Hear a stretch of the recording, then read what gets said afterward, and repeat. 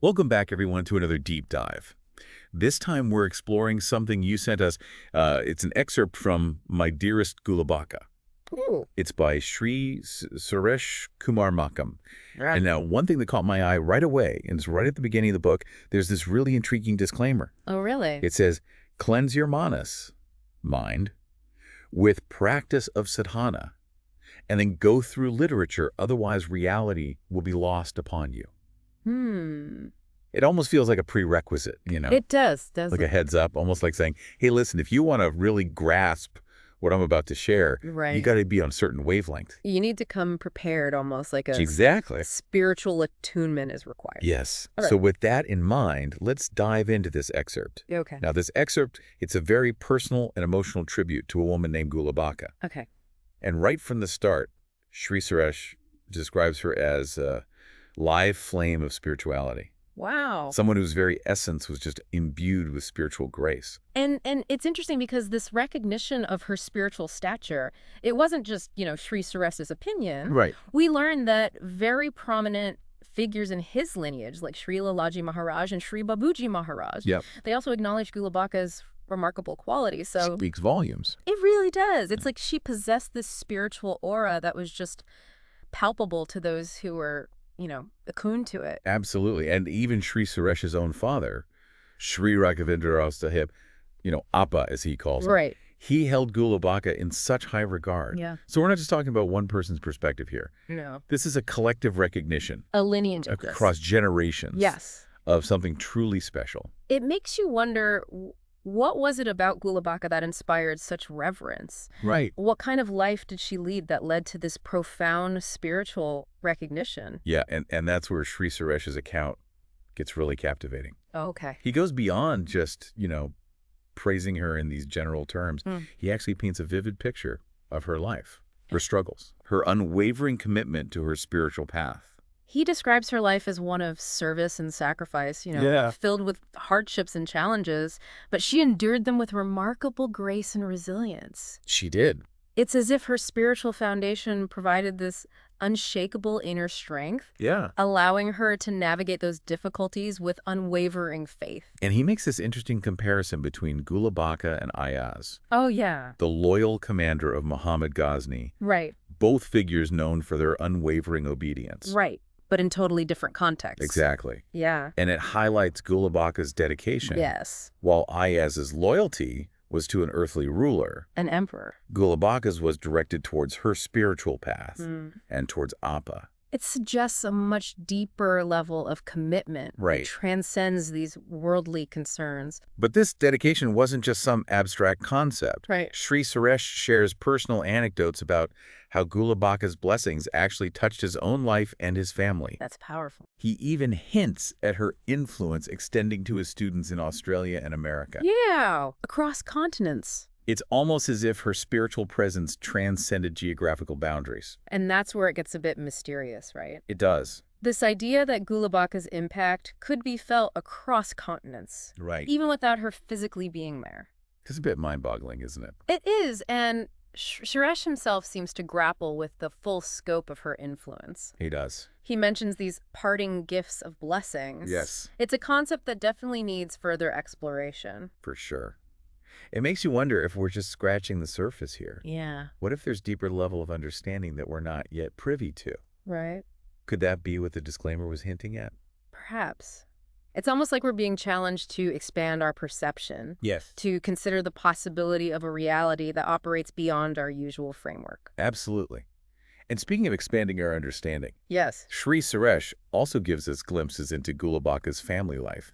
He mentions her husband, Pradeep Puranik Acharya, her daughter, Kumkuma Saubhagyavati Vani, Okay. and of course, her son, Pradyotha Puranik, to whom this excerpt is addressed. He's painting a more complete picture of her life. He is. Not just the spiritual figure, but Yeah. also the loving mother, the Wow. dedicated wife. Yes. The woman who navigated the complexities of family life. Right alongside her spiritual journey. Yeah, and it's through those details that we really start to see the depth of her character. We do. It's not just about spiritual attainment. Yeah. It's about the way she lived her life, The love she shared. the legacy she left behind. And that legacy, as we've seen, seems to extend far beyond her immediate circle. It does. Yeah. So we have this woman, Gulaabakka, Yes. whose spiritual depth was recognized by multiple generations, Right. who navigated life's hardships with unwavering grace, Yes. and whose impact seems to have touched lives across continents. It's a powerful story. It is. What does it all mean? What can we learn from her? That's the question, isn't it? What is it about Gulaabakka's life that resonates so deeply, even with us all these years later? It's a mystery. And how can we, the listeners, connect her experiences to our own lives, Yeah. to our own spiritual journeys? That's what we'll be exploring as we delve further into this fascinating excerpt from My Dearest Gulaabakka. You know, as we were talking about Gulaabakka's impact before, I was really struck by how her story just challenges us to think beyond those conventional limitations. It does. This idea that her blessings extended to students in Australia and America, Right. it really pushes the boundaries of our understanding. Yeah, it's like Shri Suresh is hinting at a type of spiritual influence that operates outside of our typical, notions of time and space. Exactly. And it makes you wonder, what are the mechanisms at play here? Right. He mentions these parting gifts of blessings, Yes. which suggests an ongoing spiritual connection. Even after physical separation. Yeah. It's a fascinating concept. It is. What do Yeah. you make of that, listener? Have you ever felt the presence or influence of someone even when they weren't physically present? It's a really interesting thought. It is. And it leads us back to that disclaimer at the beginning of the book. Oh, right. Cleanse your mana's mind with practice of sadhana, and then go through literature. Otherwise, reality will be lost upon you. Mm. Perhaps Sri Suresh is suggesting that understanding these deeper aspects of Gulaabakka's impact requires a certain level of spiritual awareness. It's like he's inviting us to step outside of our usual way of perceiving the world, Yes. to consider a reality where spiritual connections can transcend physical limitations. And I think that's where the real depth of this deep dive lies. I agree. We're not just exploring the events of Gulaabakka's life, Right. but we're also being challenged to expand our own understanding of what's possible. To push beyond the limitations of our current worldview, Yeah. and to consider the existence of a deeper, more interconnected reality. Now, while these global implications are truly intriguing, it's important to remember that Gulaabakka was also a human being Of course. who experienced the full spectrum of life's challenges. She did. Shri Suresh doesn't shy away from describing her as gullible and innocent, Right. acknowledging that her trusting nature sometimes led to hardship. And even exploitation. Exactly. Yeah. It's a reminder that even those who have attained a high level of spiritual awareness are still subject to the complexities of human experience. They are. Spiritual growth doesn't make one immune to life's difficulties. It doesn't. But what's striking is that despite these hardships, Yeah. Gulaabakka never wavered in her faith or her dedication to her spiritual path. It's as if those challenges only serve to strengthen her resolve. It's a testament to the power of inner strength It is. and the unwavering spirit that can arise from a deep connection to something larger than oneself. It's about finding that anchor within that helps us navigate the storms of life. And I think that's a message that resonates deeply with all of us, It does. regardless of our spiritual background or beliefs. We all face challenges, setbacks, moments of doubt. We do. But Gulaabakka's story reminds us that we have the potential to cultivate that inner resilience. Yes, that unshakable faith. That allows us to not only endure, but to thrive amidst adversity. And it's not just about personal resilience. No. Shri Suresh also emphasizes Gulaabakka's unwavering dedication to serving others. He does. He describes her as a silent guardian of hearts of faith. Yes, someone who provided succor and solace to those around her. Her spirituality wasn't just an inward pursuit. It wasn't. It was something that manifested in her actions. In her compassion and care for others. Exactly. It's like her spiritual growth naturally overflowed into service, It did. touching the lives of those around her. And this is a key point, isn't it? Yeah. It suggests that true spiritual development Yes. isn't just about personal enlightenment. Right. It's about how we interact with the world, Yeah. how we contribute to the well-being of others. It's about recognizing our interconnectedness and realizing that our actions, however small, have the potential to ripple outwards. Creating positive change in the lives of those around us. Precisely. Wow. And this brings us to a crucial question. Okay. If Gulaabakka's life serves as an example of the transformative power of spirituality, Yeah.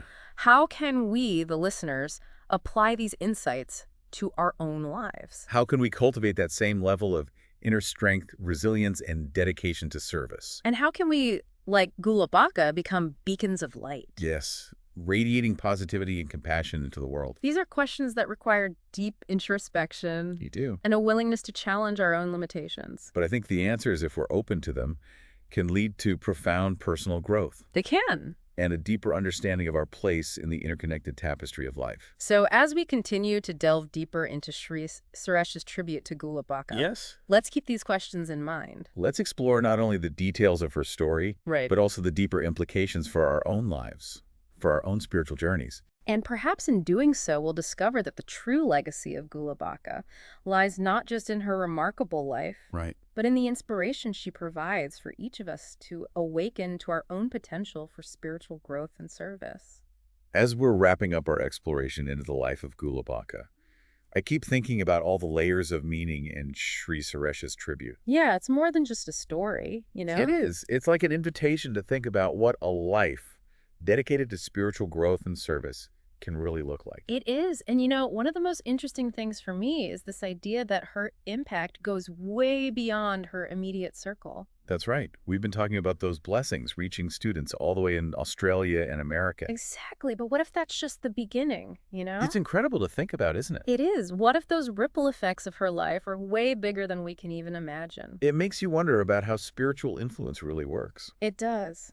Could it be that acts of service and love and devotion, they create this kind of energy that goes beyond our physical limits? It's like Shri Suresh is suggesting this whole other dimension of interconnectedness, A hidden world. where these subtle energies can influence everything. And that takes us back to that disclaimer at the beginning, Right. Cleanse your manas mind with practice of sadhana and then go through literature. Otherwise, reality will be lost upon you. It's a powerful statement. He's really urging us to develop a spiritual awareness so we can actually perceive these deeper realities. It's a challenge to see the world in a new way, isn't it? It is, to open ourselves up to the possibility of something more interconnected. A more spiritually vibrant existence. Exactly. Maybe that's the real gift of Gulaabakka's story. It's not just about admiring her life from a distance. It's about finding our own path. It's an invitation to start our own journey of spiritual exploration and growth. To find that inner strength and faith. And that dedication to service that she showed us. And to think about how we can each contribute to that positive energy in the world. Exactly. So as we finish this deep dive into Gulaabakka's life and legacy, I want to leave you with a question. Okay. What inspiration will you take from her story? What will you do with it? How will you nurture those seeds of inspiration? How will you turn them into actions? Acts of service, compassion, and love that make the world a better place. The real deep dive starts within each of us, doesn't it? It does. It's about taking these insights and making them a part of our own journeys. Thank you for joining us on this exploration. May Gulaabakka's story continue to inspire you all to discover that incredible potential within each of us for spiritual growth and service.